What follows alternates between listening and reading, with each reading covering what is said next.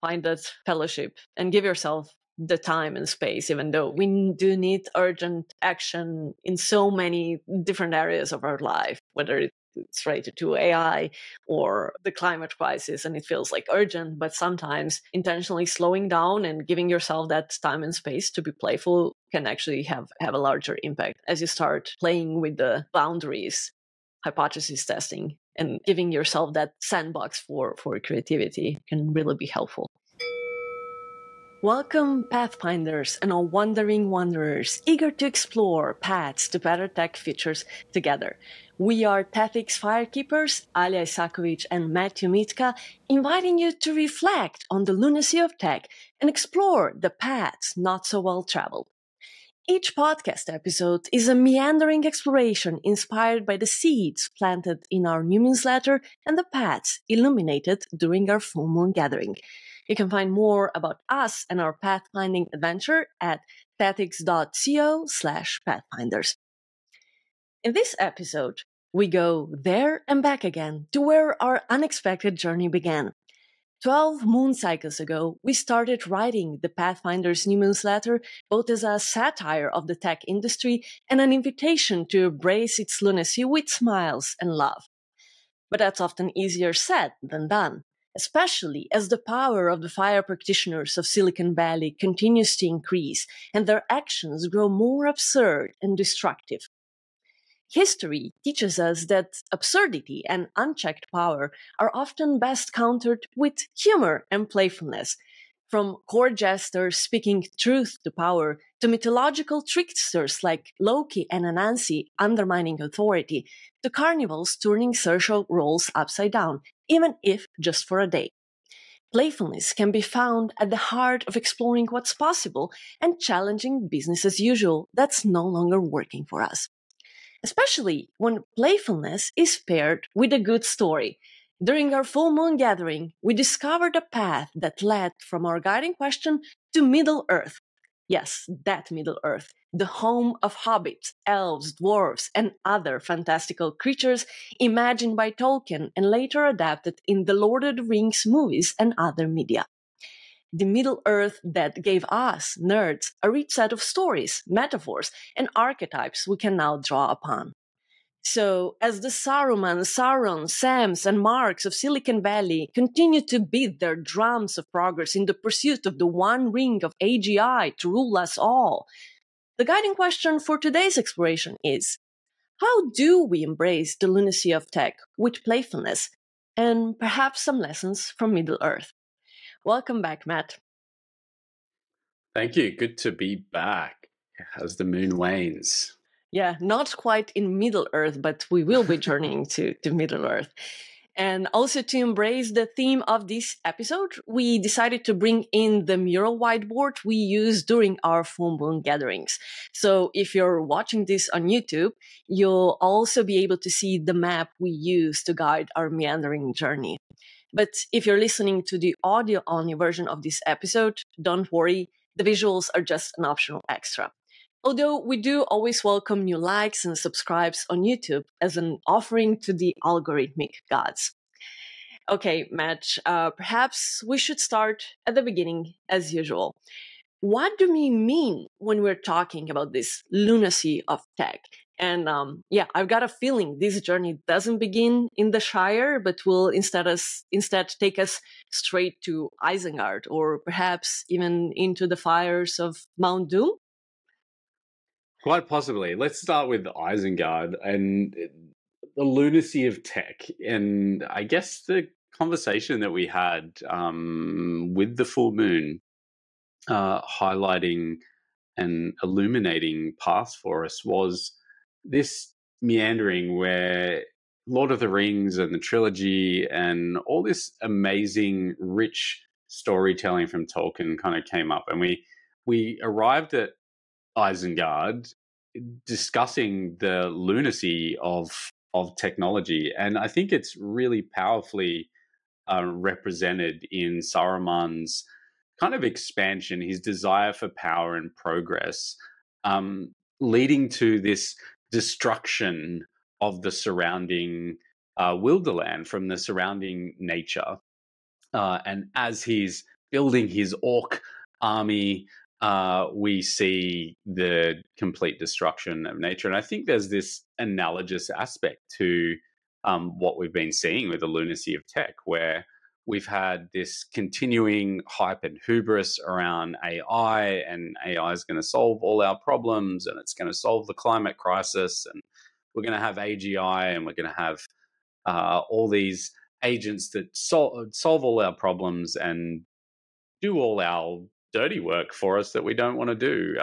Krats be damned, and golems running around the world everywhere. And while at the same time, we've got this ecological crisis and the extraordinary resource intensity of these particular technologies and the impact that it has on nature cannot be overlooked. And it feels completely absurd that we're continuing down this path, and people like Sam Altman, not Samwise, who will come up as a character in this conversation, no doubt, is requesting, trillions of dollars to continue on this absurd path towards AGI, and it feels absolutely insane that we're at this point in history, but we are. And that lunacy is just continuing. Yeah, because progress demands like a price, right? And it requires a lot of resources to continue expanding and growing. And I got a feeling that us especially in the global north, live almost in the Shire and are like blissfully unaware of everything that's happening, because we do not see the destruction in Isengard and all these industrial wastelands that are left in the wake of all this technology we use. We sometimes get the glimpses of the cobalt mines in Congo or some other faraway place that we know nothing about, but it feels distant, right? We can keep pretending everything is fine in our Shire. We're just using a fancy new phone that looks good, has a brand new color, and all of that. And we do not see the destruction, and that's quite intentional, right? The tech companies, the Saurons, Sams, and Marks want to keep all of this hidden while they, talk about the progress and how much our lives will be better with all this machinery of progress, right? And they're also on their own hero's journey, just as Saruman was in the Lord of the Rings, right? He didn't see what he was doing wrong. And there's a wonderful quote. I didn't quite write it down, but basically it says that Saruman's, I think it was Treebeard, the Ent, talking about how his mind turned into cogs and works like a machine, right? And I feel like that's a good metaphor for modernity. We treat ourselves as machines. We want to find that ring of power, take it for ourselves, and especially with, like you said, with AI and especially AGI. The language is quite surprisingly similar to the way that Saruman and Sauron think of the One Ring, right? It's like kind of a winner takes all. There's like only one ring of AGI, and who will conquer it first and use its power. So that's quite interesting. And maybe for those not quite as familiar with Tolkien's work, right? There's a really good Wikipedia page on the environmental messages in the Lord of the Rings, which were not all quite intentional. But it somehow feels, when you start looking at these parallels, it feels even more relevant today. Yeah, and for those of our listeners that are not familiar with the Tolkien genre and Lord of the Rings and The Hobbit, all these references might be going over the top of their head. But if you are not familiar with these, which is very unlikely because these movies in particular were extremely successful across the world, but there's lots of amazing, rich analogies to our current world that are encoded in these stories. That's really helpful to kind of understanding the predicament that we're in. And I think back to what you were saying earlier, that Saruman kind of seeing, not really aware of the impact that he's having in what he's doing in this pursuit of power and progress. That there's that distinct scene where he's basically trying to convince Gandalf that you have to come to the side of Sauron. Like it's futile trying to fight it. And that's, I think, similar to like this story that we've got. And I think the predicament that we have at the same time with these technologies, that it feels like you kind of just have to buy into it, right? You have to kind of buy into the hype. You have to develop skills with using these technologies. Otherwise, you're going to be left behind as a worker, or as a company. It's this kind of race to the bottom, this worshipping of Moloch and market forces that we see ourselves in, and just like Saruman, the destruction that we're leaving behind in our wake cannot be understated. Yeah, and often, people kind of dismiss, especially the fantasy or even the sci-fi genre, right, as just like something for especially younger audiences that are not serious. But we've kind of stopped telling stories around the campfire, and these stories like the Lord of the Rings or Star Wars, right, that most of us are kind of familiar with, even if you haven't necessarily watched the movies or read the books or whatever. They kind of became our modern day cautionary tales and the set of metaphors we can use to explore what's going on in our lives. And obviously, what we're talking about is not something that Tolkien intentioned. Like when Tolkien was writing this, of course, we didn't have AI and all of this, and the fire practitioners of Silicon Valley certainly didn't have as much power as they do today. But we can find some useful metaphors and perhaps also find some lessons and hope in these stories to inspire action. Especially, I think, talking about Sauron, which is like this disembodied eye in a desolated wasteland of Mordor, and it's like is watching everyone. Like it feels very much like surveillance capitalism that we now have, right? Sauron knows what you're up, just like Palantir, Mark Peter Thiel. Zuckerberg knows what you're doing, right, and can see. And it's interesting for our situation, because as we are having these conversations about technology and AGI, right, it feels similarly hopeless. Like, how do you escape this all-seeing, powerful eye, right, that you don't even understand? Like, its powers, its reach seems endless and unstoppable. But there's a message of hope in the Lord of the Rings and other stories, which is in the Shire with the hobbits, right? So you wanna take us to the Shire a bit and introduce the second bit of our guiding question, the playfulness, right? Yeah, and that's a important part, and like in this wandering during our full moon, we really were finding these analogies in the Lord of the Rings trilogy and these stories, and people like Samwise Gamgees and Merry and Pippin having these playful characters, and how they actually managed to overcome a whole bunch of the challenges and probably deal with different challenges in their stories as characters is through humor, is through being playful. And the hobbits being these quite jovious characters, at least the characters in the story, that is a way for them to overcome the challenges, deal with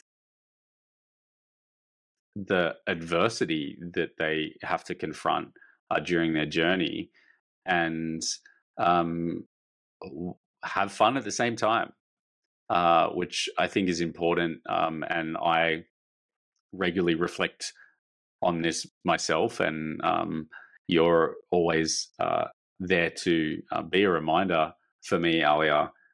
Just bringing play and bringing joy and dance and song and movement and flow into your life as much as possible to kind of resynchronize with a whole bunch of rhythms that can sometimes be coping mechanisms. We know, we've had these conversations about Eastern Europeans, for instance, kind of using darker humor to kind of deal with a lot of the absurdity and trauma that they face throughout history. So I think there's a coping mechanism, but it also brings a different lens to how you address challenges, doesn't it? Like, we use a lot of playfulness and emphasize the importance of serious play in a lot of our work. And I think, given the lunacy of tech, the importance of playfulness is so crucial. Yeah, exactly. And it isn't just the hobbits, right? As I mentioned in our introduction, we have these characters throughout history and different cultural contexts, right? Of the trickster that is kind of subverting authority by playing with the boundaries of rules and or sometimes breaking them, sometimes bending them, or the example of court jesters, right? And they were, like the embodiment of playfulness, and they sang and they danced and they dressed silly. So they were kind of dismissed and underestimated, just that like the hobbits were, but through that unique role, right, they could get sometimes away with more and making fun of like an absurd situation that other people might not.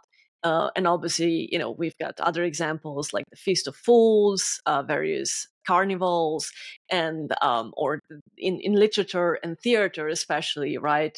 You have the theater of absurd, of the absurd, and playing with this concept. And even in recent times, even in certain protests, right, we see this like playful, like recently there's like this group who dresses up as orcas and protests the rich, right, because the orcas have been flipping yachts upside down, so they dress up as orcas and basically invade these spaces where rich people are, and as a form of protest, right? Protest.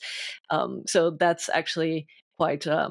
We have a rich history and that, and especially in my region, Eastern Europe, and in our storytelling, right? There's always a bit of humor that helps us cope and survive some really dark times. So. And recently, right, on the internet, we also see algorithm hacking, for instance, as a form of playful exploration of what these algorithms are doing to us, how they're directing our attention, right? So it's this sort of playfulness is also a way to embrace and dance with the lunacy that is our modern life, especially the life dictated and curated by algorithms. So what does it really mean to be playful, right? I think that's an important part of this conversation to explore. Yeah, and we'll dive into this, but this kind of question of like play, and we if you as a listener reflect on children or yourself as a child, you use play to learn, to test boundaries, to test rules as part of this game that adults have constructed, and I think has just emerged as a a evolutionary process, as our cultures, our civilization has evolved over the past several millennia. But kids use this as a way. They use play to test, to socialize themselves, to establish the rules of sharing, to develop empathy, to develop compassion for others. And I think our social value orientation, that is our orientation to consider the impact of our choices on others, emerges as a result of early play. And I know that there is studies that have been that have looked at this, that kids that lack the opportunity to explore and socialize through play um, don't develop some of those really important social skills and cognitive skills. So play is, serves this really important role in our evolution, and I think there's even lots of studies in looking at this in animals and even insects. Yeah, bumblebees. I think The role of play and the yeah. importance of play. But I guess like the idea of challenging boundaries, right? Like, I don't know, think of this as we exist in this kind of game. This game has these different parameters, and maybe we kind of talk about that at the moment. These ideas of that games have boundaries, there's goals, there's rules, and then there's kind of playtesting and playing the game. So how do we use this type of thinking to challenge the absurdity, the existing power structures that come out through our technologies, that are reflected in our technologies, and use this orientation to play different games and alternative games within the games that are set by history, by powers. So how do we do that? How do we use this type of thinking, Alia, to explore and challenge? Yeah, when talking about boundaries, right? Boundaries is a funny word, and I've recently heard that conversation surrounding the planetary boundaries framework, right? That has its own baggage of if we see the planet as a resource and we can use up to that point, right? It's again reinforcing that story of separation, and it's basically reinforcing that narrative, Sauron's narrative, that the trees are there just to fuel the furnaces of Isengard, right? So it's interesting, but what's also interesting that boundaries, especially in terms of creativity, right, make us more creative, because if you're asked to come up with a story, if you're asked come up with a story, you're gonna be what story, what genre, what's the theme and all of that. But as soon as somebody gives you some boundaries, like a sandbox, um, it's easier, right? The ideas start flowing, which is why I think we found it so useful to actually reference Lord of the Rings, because that's a set of known boundaries that we can play with, known stories, and we can compare our reality to the metaphors and cautionary tales and the stories from Middle Earth, right? So it also made us more creative, and I think that's a good example of that in practice, because I think playfulness and play is often emergent, right? I think in our culture, we often think of, we have video games that are designed and you follow the rules and they're pre-designed for you, or, especially adults who don't really nurture that playfulness in their daily lives, think of play as something, structured and all of that, but it can be an emergent collaborative process. And for instance, a while ago, I attended a really interesting workshop organized by Max Roth, and he has this tool that he calls presence games, and it's basically a highly unstructured emergent process of how you get small groups of people to create their own rules and basically create their own game on the spot. So during the workshop, for instance, we had a goal to create a get to know game, and we were in breakout rooms, and it was awkward and it was silly and all of that. But once we started coming up with certain rules, it became really playful and interesting, right? And we were iterating on that and playtesting our own rules, and it ended up being really a fun, playful experience that enabled the emergence of something that we never thought possible. So if we also don't think only of, serious play and gamification, which has kind of been co-opted for questionable purposes and in questionable ways. But if we think about this playfulness as something emergent, right? And like you said, our life, the rules of the system, the way we use technology, the way we go about our lives, even money, it's in some sense it's a game. And maybe we could become more like jesters that test the boundaries, or tricksters that try to bend these rules in an emergent way. We just, I think, have to pick our sandbox to be more creative, because it like feels overwhelming, right? To say, oh, let's just come up with like a alternative to Sauron's surveillance capitalism. It feels overwhelming, or the the limitless power of Silicon Valley. But if we maybe choose a sandbox in which we play and define the boundaries and define a goal, then usually these play rules and play testing is easier to come up with. Playing like the smaller games, because trying to challenge the larger, more complex game that we live in does seem overwhelming. Although we can do it in lots of more subtle ways, just by having these types of conversations. And I think there's a interest in this idea of the rules. And we had our conversation explored this and looked at like this kind of metaphors of breaking and bending the rules.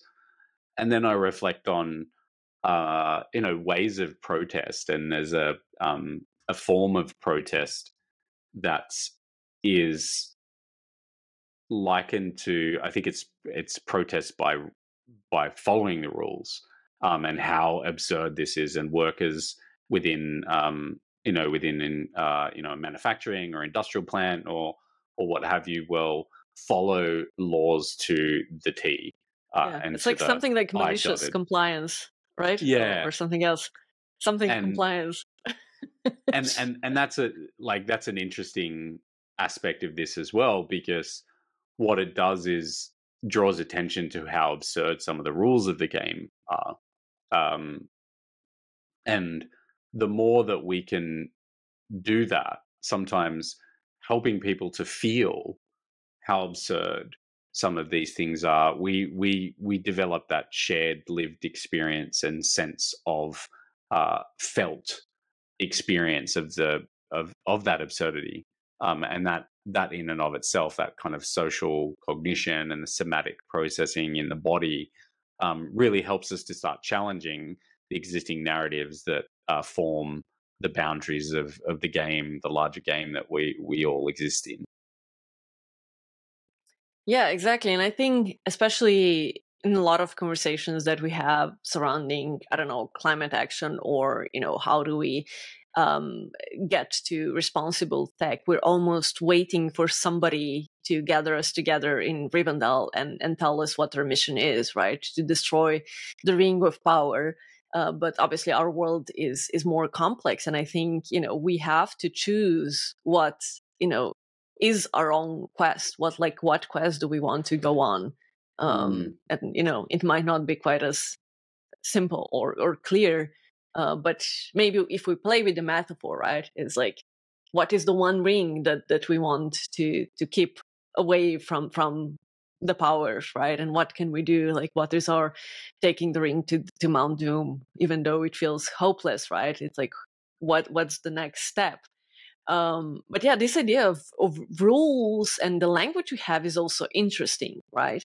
Because we talk about, especially like with even tricksters and play, about bending and breaking the rules, which does imply there's some flexibility to the rules. That rules are, can be bent to a certain degree, and at a certain point they break, and something like a new rule emerges from that creative process. So, kind of the rules kind of fence us in, but it's like a flexible fence that she can kind of constantly test, like how far will it go, to which degree I can bend it and still maintain the fence, but when do I want to break it through the Yeah, process of play, right? We're not yeah, and talking that's it. about like illegal stuff. We're not. Well, yeah, Just as a disclaimer. there's a part of this that you can reflect on privilege and power, and that those with privilege and power break the rules all the fucking time. They bend the rules all the time. If we're talking about tax laws, as rules of the game, rich people that can afford accountants that can do accounting magic, manage to avoid paying tax. Lawyers that understand the rules of that particular game break the rules all the time. So it's there's a there's Yeah. there's a interesting aspect of this, and I tell my kids and try and teach them like understanding the rules is really important. Understanding the way that the social norms that we have around like how to behave and act in public. Mainly, because I want them to learn what rules are absurd. What are the ones that deserve to be pushed and broken, and what are the rules that you can bend as well.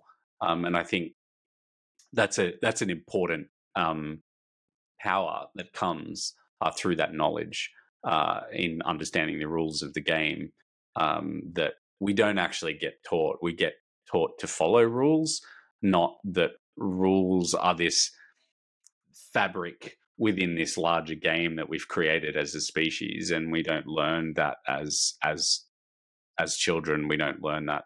Maybe intuitively, kids learn that because they're testing those things all the time. But bending and breaking and the role of power and privilege in that process, I guess, is an important distinction too.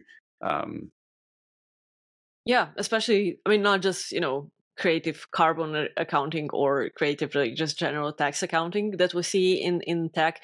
But also, if we go back to Isengard where we started, we've got regulations trying to rein in the power of tech. But what we also see is these big companies, the Sarumans, have lobbyists and massive legal teams that, are basically trying to find ways to bend and break the rules, even though they're saying, oh, we want, especially with AI. Although I think that they're past this. There was a moment where they were, oh, we want us to regulate because this is like huge. But I think they've kind of forgotten about this at all at this time. So yeah, there's certainly, right, and this lunacy attack is also this contradiction that we keep still believing that the same people and the same approaches and the same games that created the problems are going to be what gets us out of the problems they've created, right? And we hear this all the time with AGI, all right, climate and, all the rising emissions and water usage that's related to generative AI. Yeah, that's a problem, but we're going to have AGI, and AGI is going to solve that mess somehow. We don't know how, but it's going to, in a way, it's very playful, but they're playing with the fate of our planet and a livable habitat, right? Which is a dangerous game to play, which is, bring us to the question: how can we, as hobbits, mere hobbits that don't have the power, that we don't think we're the big players, right? How can we make a difference in this dark world where the Saurons and Sarumans are playing by their own rules, and they're telling us to play by a different set of rules? So how do we find that light, and how do we make a difference? Yeah, when those fire magicians, adolescent as some of them may be, I guess have the power and privilege to be able to play with the rules and uh, leverage the wealth and power that they have to engage in regulatory capture and shape the rules of the game again their in to their own benefit. Um, as mere hobbits from the Shire, how do we play better together? And have these fellowships to engage in quests of challenging absurdity with some play and some humility and some humor in the process. I'd like to see more of that. That we can build that relationality with each other and have those fellowships. And be playful. And I think there's the benefits of it, that playfulness creates that self reinforcement because play feels good. Um, doesn't feel good when you're a protester and you're doing some flash mob and you get beaten by police because you're being playful, trying to challenge a system. But um, true stories from my time engaged in civil disobedience and activism, but being playful feels good. It feels good, and when we're doing it with others, that kind of happiness and play is best shared. Builds those connections. So I think, how do we have more fellowships where we can go on these shared journeys to challenge the existing system and challenge the rules of the larger game. Yeah, I think, that's what we've been saying all along. It's, we want to explore paths to better tech futures together. The together bit is the important bit, actually, because if we're on our own, you might be just like insignificant hobbit in the Shire, maybe even oblivious or willfully ignorant or whatever you might call it of what's really going on. But when we come together in a fellowship, in a diverse group, although that's a to be fair, disclaimer: this is a very Tolkien specific diversity, but like it's only diverse in the very limited context of the Middle Earth. But it's the fellowship that Elrond summoned in Rivendell does represent different perspectives, and they don't agree on all things, and they may have different goals and aspirations. But that's why they end up working well together, even though obviously they face many obstacles. They face betrayal. I hope I'm not spoiling Lord of the Rings for anyone. Uh, like, I hope we all know what happens to Boromir. If you don't, like, maybe you want to pause the podcast and go watch the movie. So yeah, like, it's not all all happy and perfect and ideal. It's not like a bright mirror. The fellowship is, the embodiment of the rainbow mirror that we keep talking about. It's not easy. There's arguing, there's tensions, there's even betrayal at a certain point. There's fracture. But in the process of coming together and, going on a quest together, essentially, that feels essentially hopeless, right? Nobody even thinks they're gonna succeed. It's just like a long shot. Let's try this. So I think it's also a lesson that we often keep arguing what's the perfect solution, and there's not one perfect solution. We have to go on this quest with our fellowships and just try different things. But it's the playing together and being playful in different ways. And obviously, we all find different ways to be playful. Even like a character like Samwise Gamgee, right? Mr. Frodo, he doesn't seem playful initially because he's kind of defined by this ethos of loyalty and commitment to Frodo.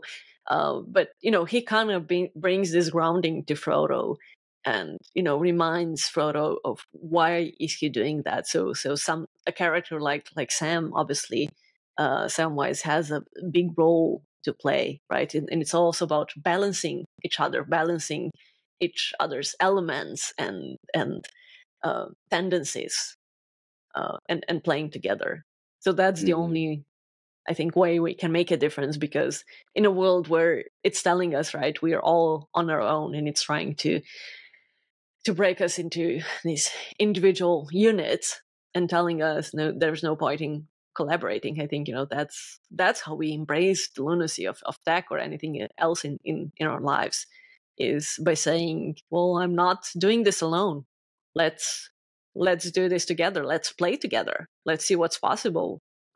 How might we bend and break the rules? Because if it's just one person playing with the rules, you don't end up making a difference, or you end up under arrest. But usually, when there's more people, magic can happen, and even the impossible. Yeah, and you make the important point on diversity and the various tensions when like with the Fellowship of the Ring, the various perspectives. Lots of tensions play out in that Fellowship between different characters, be that between the hobbits themselves, the dwarfs and the elves, or the role of Boromir in giving into his own desires for power in the Ring. They're necessary things. When we come together, we all have our own unique perspectives. We've got our own unique perspectives on technology and the future, but finding like that shared purpose, where I think most people that you would talk to around technology, most people are probably going to feel like, I'm addicted to my phone, I'm addicted to social media. We've got all these shared experiences around how toxic our technological environments and our trajectory as a species has become for us all, and like some deep acknowledgement. I regularly joke with parents about the role of games and things like Roblox, and how destructive that is for kids. Now, kids playing games has an extraordinary amount of benefits, but the games are designed to be addictive, just like our social media environments. So I think we have a whole bunch of commonalities that we can align to, and figuring out how to come together and have those fellowships become quite powerful reinforcers of that shared journey. And despite how helpless it seems that we can challenge the current power structures of technology and politics and the Weferati, yes, I said that,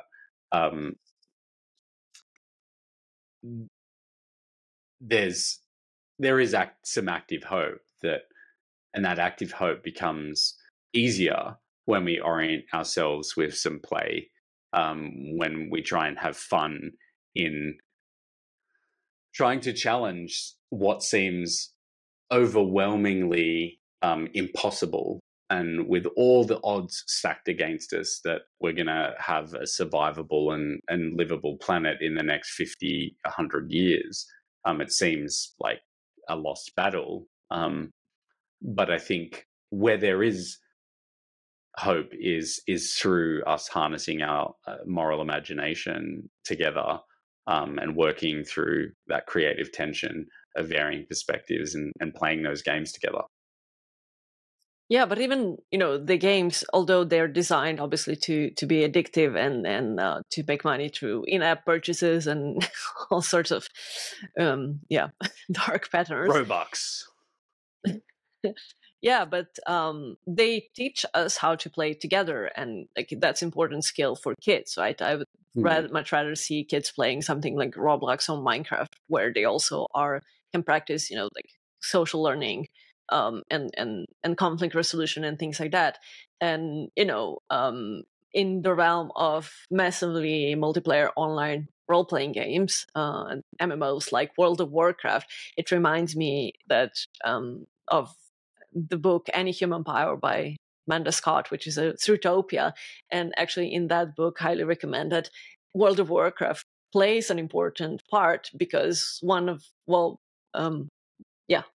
thinking I'm not going to, I don't want to spoil more stories today.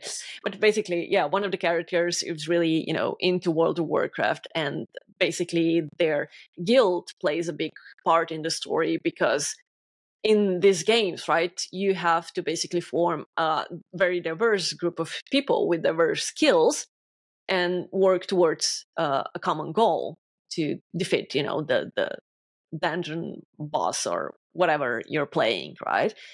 So it teaches collaboration. It teaches conflict resolution. It is excellent practice on how you can work together towards a common goal. And it's basically like the fellowship that we were talking about.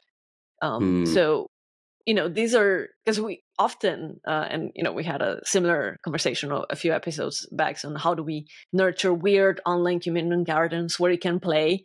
And often, the discussion becomes, okay, so we need to build this new tool or this new online space, right, where we can do all these things and play together and exercise our moral imagination. But there's actually a lot of playfulness that can be found in existing spaces, whether these spaces are playful by design, such as World of Warcraft, or even social media. And we see this with trends like algorithm hacking, especially I think on TikTok, where people are trying to figure out how advertising is kind of monetizing their attention and kind of subverting that for different different goals. So there's really real power in also subverting existing tools and drawing attention to contradictions in existing places of power, and we have many examples like memes, algorithmic hacking, what we're doing with the Newmoonsletter. We're trying to infiltrate existing places and kind of disrupt the usual rules and flow in places like LinkedIn. All right. That's a hard nut to crack, that one. That's serious, serious space. I think, which is why supporting efforts like ours with likes, shares, comments is important, because that's how we cut through the noise, right? That's how we make existing places more powerful. So any help is appreciated. Yeah, it does help, given the algorithmically curated feeds and environments that we all are involved with, and I think the importance of play and the importance of games to children. I think one of the threads that we were tugging on in our full moon gathering was a whole bunch of these additional benefits that children in particular develop as a result of playing games, and one of the important ones that we brought up was just hypothesis testing, and that you play out lots of different strategies, be that implicitly you're consciously aware of that process, or just as a result of trying and failing over and over again. And you develop those skills, and you develop strategic thinking and tactical thinking as a result of playing these games. So I think game thinking and playfulness can be brought into our lives. Like, if you're a algorithmic hacker, engaging in some civil disobedience to undermine and use the existing tools, like on TikTok, for instance, you're trying a whole bunch of and testing a whole bunch of hypotheses to go, what actually works, what memes get more bite, what tactics are going to leverage the existing funding mechanisms for creators on TikTok or YouTube or things like that. So I think there's that role of play and hypothesis testing that is a really crucial part of the types of experiences that we want to be able to cultivate with other Pathfinders out there. Yeah, and for those not watching our mural, I just brought in "It's dangerous to go alone. Take this" meme that is offering a kitten right? And kittens are kind of the embodiment of playfulness, are things. So it's a very appropriate message. But yeah, it's certainly dangerous to go on this, big ambitious adventures, like embracing the lunacy of tech, right, and making sense of it all, and not feeling overwhelmed by the absurdity and everything that's happening. Or when you're even like reading climate reports and predictions, right, it's easy to feel overwhelmed. But what I've been finding for myself, just having conversations with you, Matt, and other people, or even writing the newsletter, has kind of helped me process all of this. And it feels like I'm on a journey, right, on an adventure together with a fellowship. And I have my kitten in my pocket. You got 3 of them. Yeah, I got 3. I mean, they're not kittens anymore, but yeah, cats certainly do remind me of the importance of playfulness and play on a daily basis. So yeah, there's also different ways to be playful, right? When we were kind of exploring this, the Lord of the Ring, what it ended up calling the Lord of the Ring spectrum of embracing lunacy in what it feels like a hopeless situation. We identify different characters, right? Because not everyone has the same level of playfulness. So on the one end of the spectrum, we have Merry and Pippin, perhaps, and their playful ignorance, and like, where are we going? Well, what's going on? We're just here to steal some cabbages and find shortcuts to mushrooms, and yeah, like, we're up for an adventure. And they don't fully understand what they're getting themselves into a lot of the times, but they bring this playfulness and lightheartedness, especially in Peter Jackson's movies. And then you have somebody like Samwise Gamgee, right, that you mentioned, and he brings that loyalty and his ethos of loyalty and commitment to Frodo, but he's also there to kind of bring some lightheartedness in those dark moments, and remind Frodo of their home, the Shire, right, and what they're actually working towards. And on the other end of the spectrum, right, we have Gandalf's playful wisdom, which we often say it's often ignored when we're talking about wisdom and innovation, right? Because wisdom usually comes with quite a lot of playfulness, humor, right? Yeah, the importance of play and humor in wisdom is cross cultural and across time. It is a crucial characteristic of the wise. Is being playful, and loads of my experience interacting with traditional cultures and even with shamans in Central and South America was they're extremely playful. They approach life and challenges and knowledge with a light-hearted humor, but with a really poignant and sharp sense of truth and insight through that process. And I think reminding ourselves that being wise involves being playful as well. Yeah, and even like these images, right? I was reminded of the laughing Buddha statues, which are we often think of even like religion and spirituality as this serious endeavor, but yeah, there's often a lot of playfulness and humor on this in paths to enlightenment. And it's like also discovering not to take yourself too seriously, and yeah, to have a bit of fun. And I think especially in the movies, Gandalf portrayed masterfully by Sir Ian McKellen, right, it brings really that playfulness and kind of mischief in the way he especially interacts with the hobbits, and he brings the fireworks to Bilbo's celebration, and is there to amuse the kids, and playing with his smoke pipe, and all those little moments of real playfulness in in a world that feels very dangerous and uncertain. Mm. And of course, Gandalf is a powerful character, but he is able to really bring that in. And we can see that in different stories, not just Lord of the Rings, right? As we were kind of exploring these connections, we were also reminded of different archetypes we see from Jungian archetypes to even something like the archetypes we find in tarot, that talks about the fool's journey.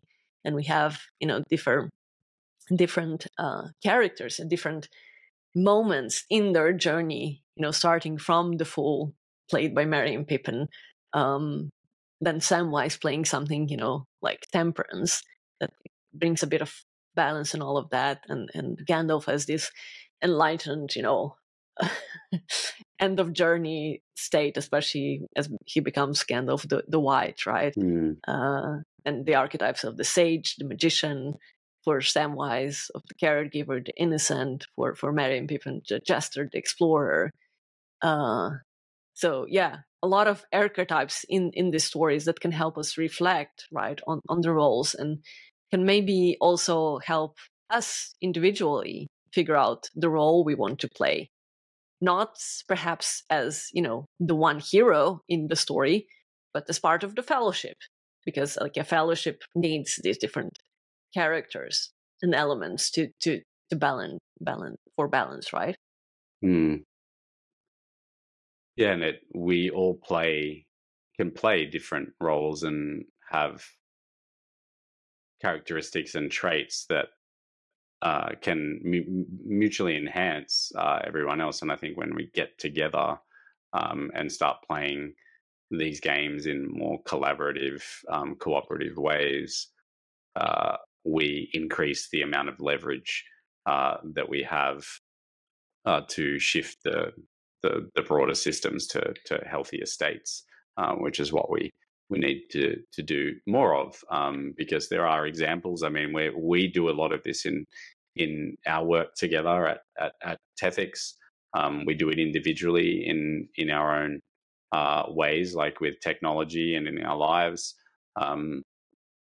and we need to do that more and find these fellowships and play these roles and work through that tension, whether you are on the Merry and Pippin side and want to just embrace the journey and engage in any quest to challenge the absurdity of the world and technology and the lunacy of tech, or you come from the place of Samwise and although he does tend towards a more seriousness, particularly as that story progresses, mainly because of the weight and sense of burden that he carries, I think, through supporting Frodo. But we can all play that, and maybe you feel more likened to Gandalf. But we all can adopt these characteristics in different ways, and I think it's when we come together and we harness that diversity, as you were kind of pointing out, and try and include people in that joyful, playful challenge of the lunacy of tech, is when we're actually going to be able to have our best chance, despite all odds, in shifting things towards something that is more likened to a rainbow mirror. Yeah, and what you said about these roles changing throughout the journey is very important, because we see that especially in the character of Gollum, who basically is a hobbit who gets corrupted by the power and obsessed with the ring, or building a unicorn app, if we take the Silicon Valley analogy. And he kind of starts almost as like a villain and all of that, but through community and relationality with Frodo, he actually starts remembering his hobbit origins and his actual real name, like Smeagol. And he starts acting, that side of him starts to emerge, and obviously that flips back as he feels like he gets betrayed and all of that. So it's also, I think, worth reminding ourselves that there's like an internal struggle and journey that we are on, right? And that changes. And obviously, characters like Saruman or Sam Altman or Mark Zuckerberg also have their archetypes they're playing.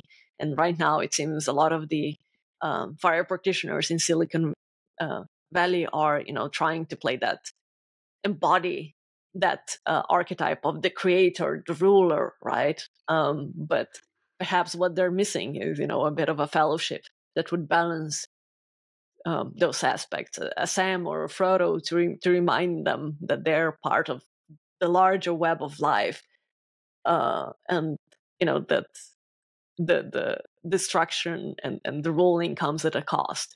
But some people want to play that role for whatever reason.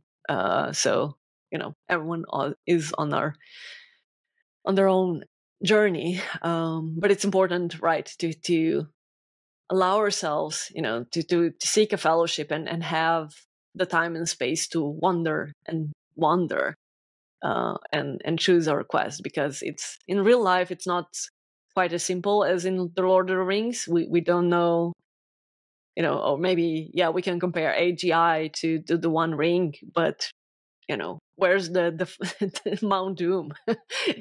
Can it be destroyed? We don't have that clarity, so we're gonna have to figure out what our own story, write our own stories, and figure out, right, there's probably multiple rings or leverage points in the system where we can make a difference. So it's about also a journey of discovery, but it usually starts with setting, like we said, some boundaries, setting a goal, and then breaking the rules and experimenting with that, right?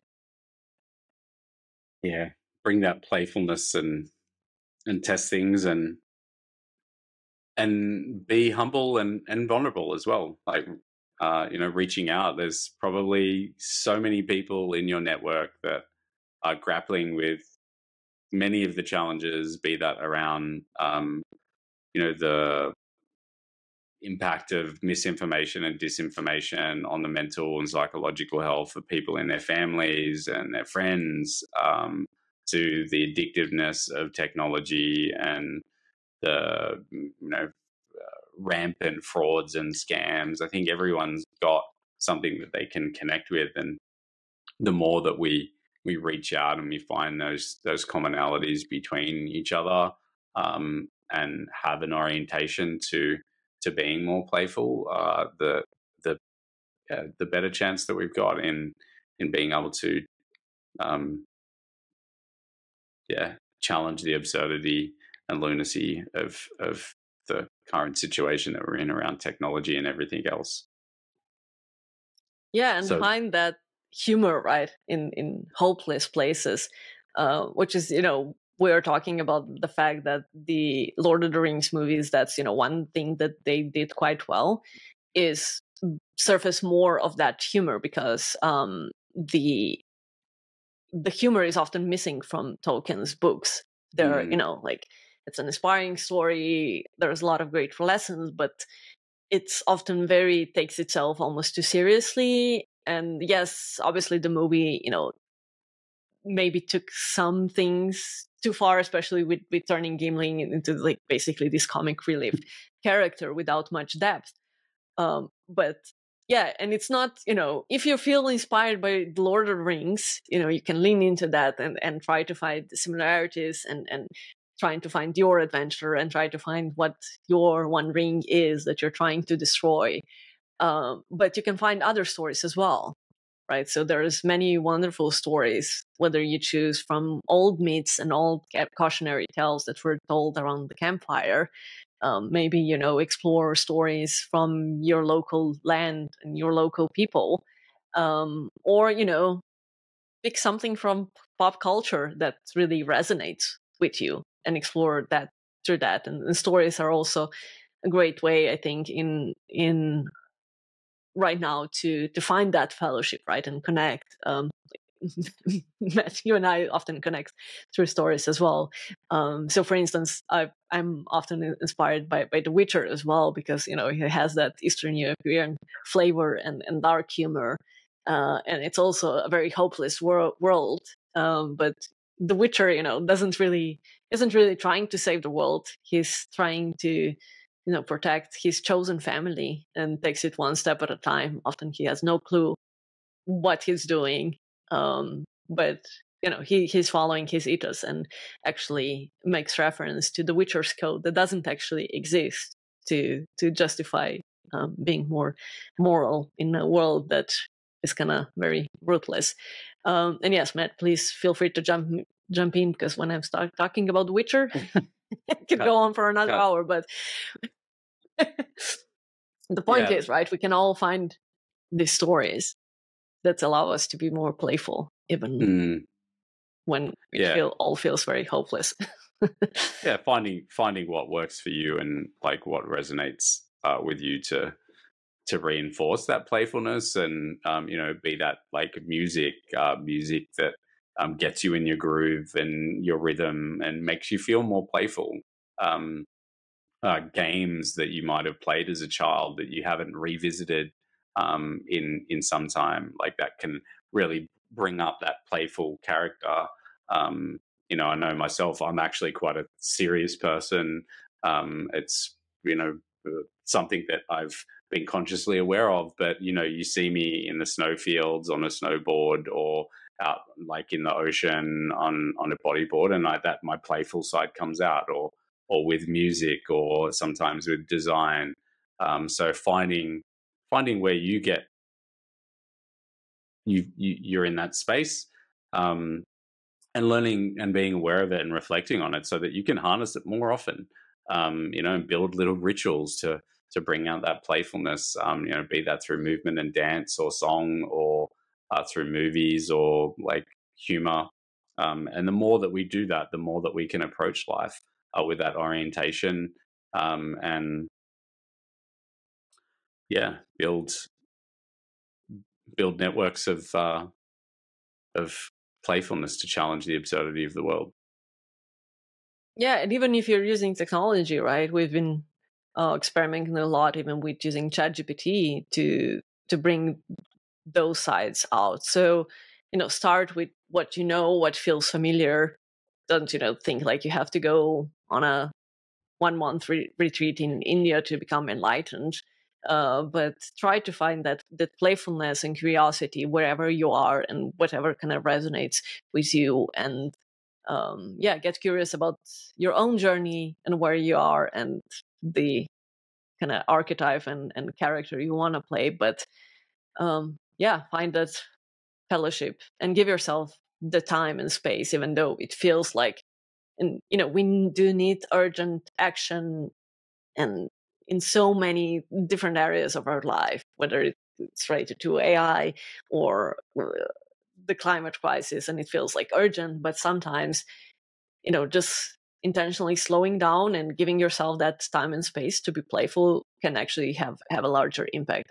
And as you were saying, right, playing with the boundaries, hypothesis testing, and giving yourself that sandbox for creativity can really be helpful. So yes. Basically, I think that's what we mean every time we say to embrace the lunacy of tech, right? Sounds like a simple phrase, but it has hidden depths and a journey to Middle Earth or whatever world, fictional or real, most resonates with you. Yeah, giving yourself the permission and space to play is important. I think that we don't do that often enough, and many people, when they find that groove, they'll spend more time playing, and that's what we need more of. So I think this has been a wonderful meandering, and again, a bit of an experiment for those that get to see the murals as well that emerge through our full moon gathering. Important question that we tried to be playful in answering as well. Yeah, and remind yourself, right, that even as you're playful, there are times when everything feels hopeless and dark, and it might feel like you'll never get to Mount Doom. And even when you come, even if you destroy the One Ring, you come back to the Shire, to the scouring of the Shire, and find you'll have actually more problems to solve and more fights to fight in your life. But that's just life. So remember, it's dangerous to go alone. So take a fellowship, and remember to have fun. All right, everyone. Thanks for listening and pathfinding with us. If you enjoyed this conversation, share it with friends to inspire further discussions. Leave a review, comment, or send us your thoughts at community@tactics.co. We're always happy to hear from you. And we're also extremely grateful to our paid subscribers on Substack who are able to support our work financially. We hope to continue inspiring collective pathfinding towards better tech futures, and every bit of support, whether financial or algorithmic, helps to keep us going. We invite you to embrace the lunacy of tech with smiles and love by subscribing to the Pathfinders Newmoonsletter and joining our next full moon gathering. We sing our monthly reflections and gatherings to the lunar cycle as a reminder of our place in the universe and a commonality we share across time zones and places we inhabit. Pathfinders podcast will return during the next waning moon. Until then, build some communication bridges, find yourself a fellowship, and be mindful about the seeds of intention you plant and the stories you tell. There's magic in both.